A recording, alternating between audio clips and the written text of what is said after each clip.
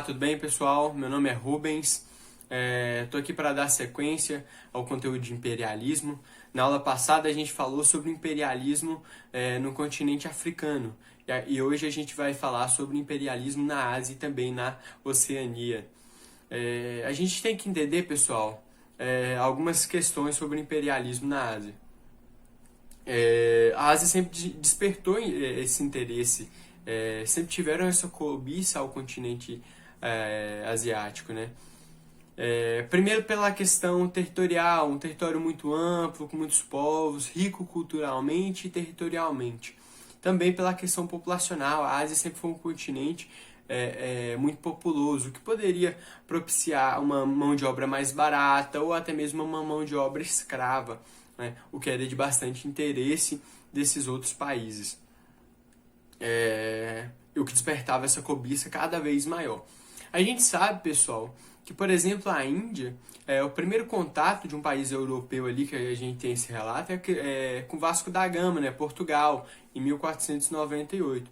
Mas só após a Guerra dos Sete Anos, que vai acontecer de 1756 a 1763, após essa guerra, o território vai ser dominado, né, pela Inglaterra. O que causa uma desordem absurda na Índia, que era um país muito bem organizado, que era muito bem definida a sua sociedade, o seu modo de produção, também tinha uma população muito grande. Com esse domínio da Inglaterra, pessoal, acabou que a indústria têxtil, né, do país acabou se desestruturando, porque acabava competindo com a indústria do algodão na Inglaterra. Obviamente, a Inglaterra tinha preferência pela sua indústria do que por uma colônia qualquer, né?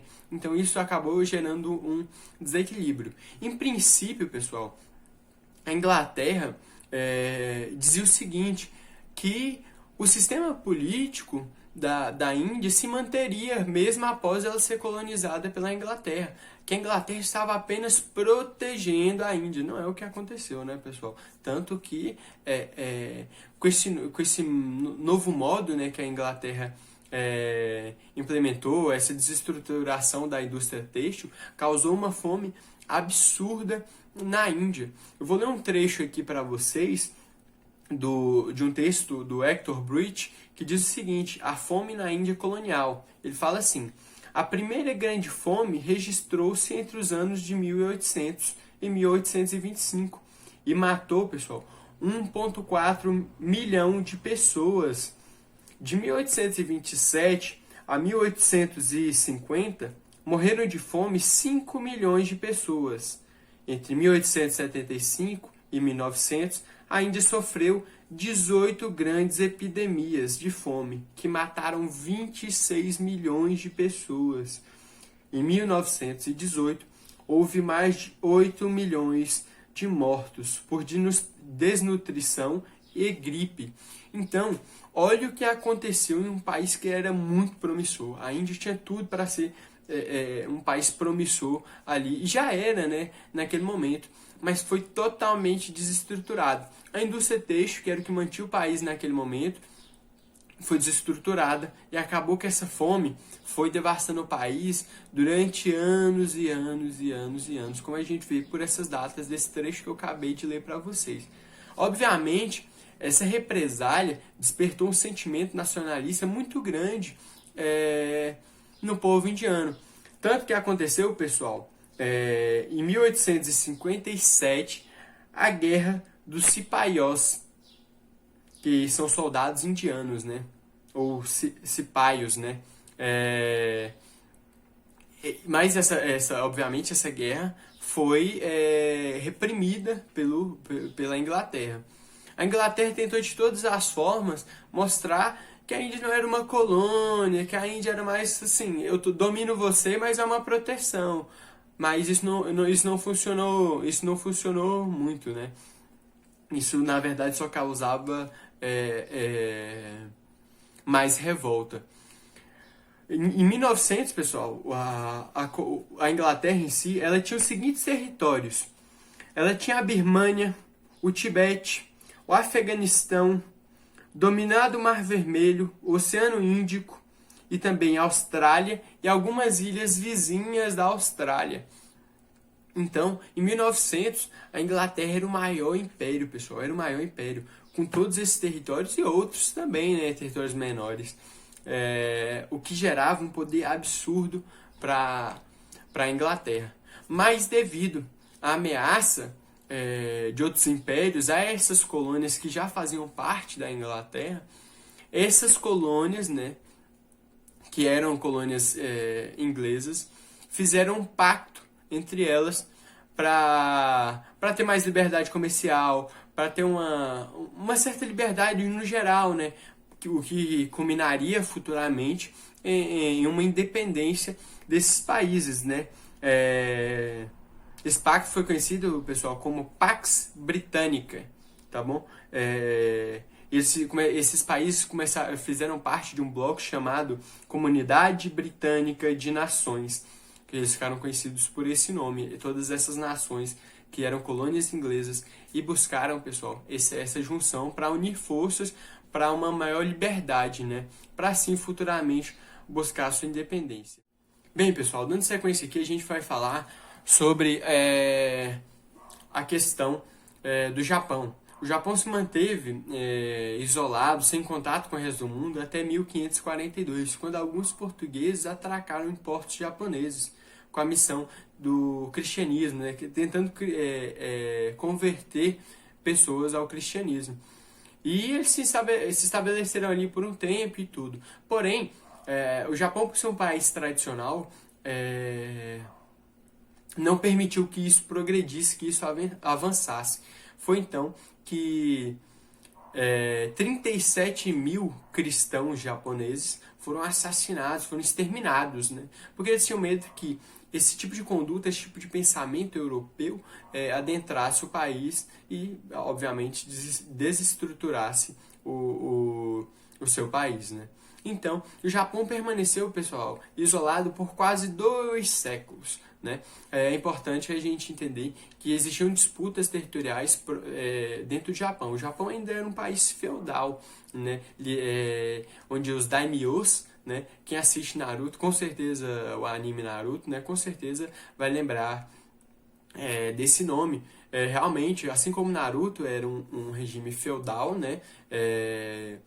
Determinado feudo tem a sua aldeia que protege todo aquele território. Era assim que funcionava. Os feudos tinham suas juntas militares e assim era estabelecido um regime feudal no país. A família que dominava o Japão era a família, pessoal, Tokugawa, né? E o regime shogunato no país. Era a família Tokugawa e o regime shogunato.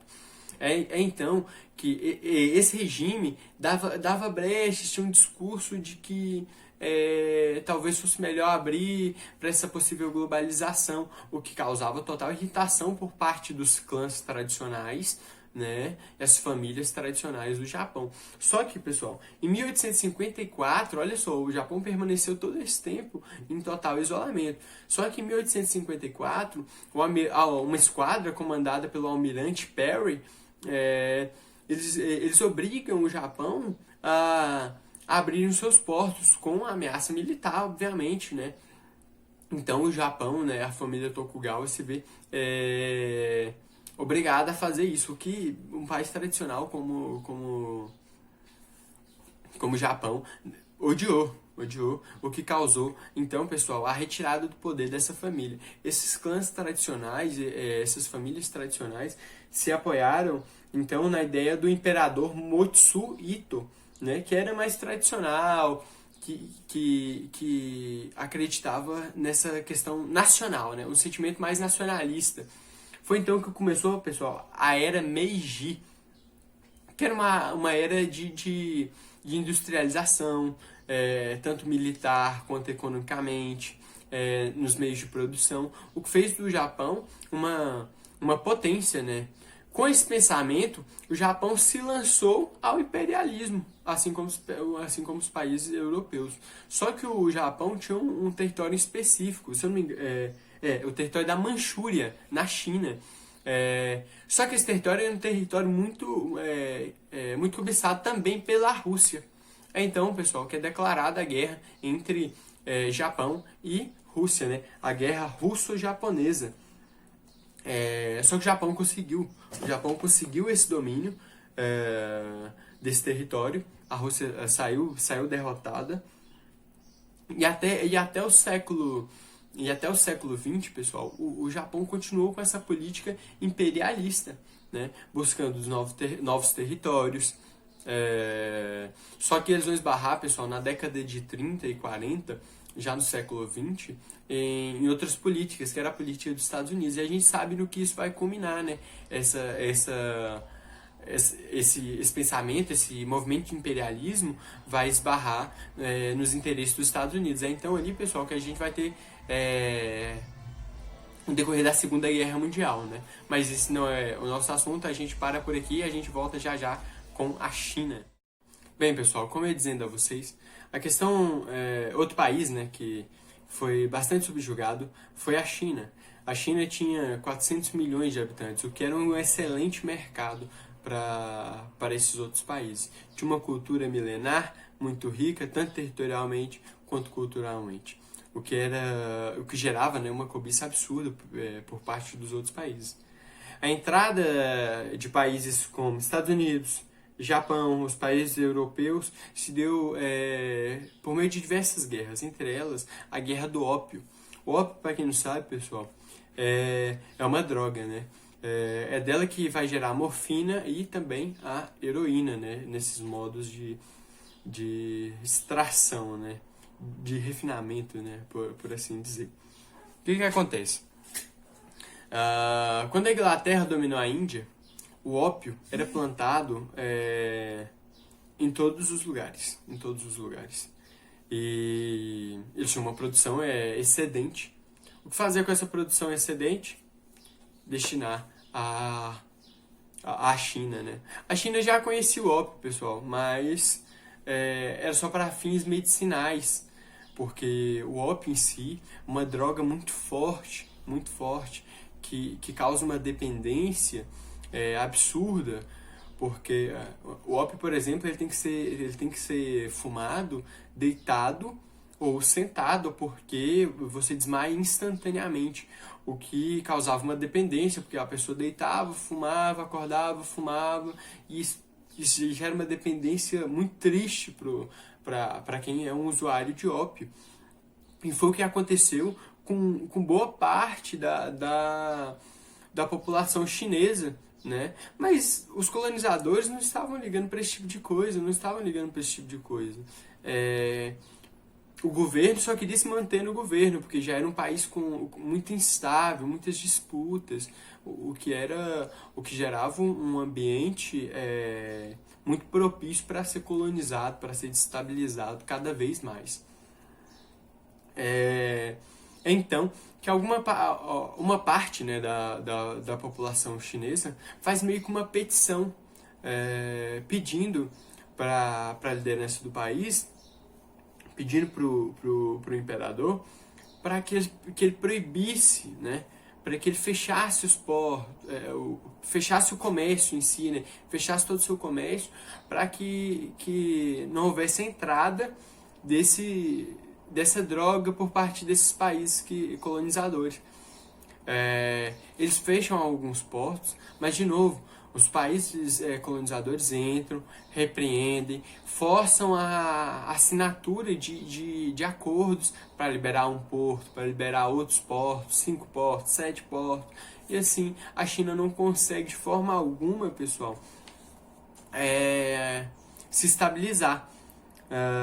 Essa guerra do ópio, que aconteceu em 1841, né? Após ela, em 1842, a gente vai ter o Tratado de Nanquim, que abriria 5 portos. Foi obrigado, o governo chinês foi obrigado, né,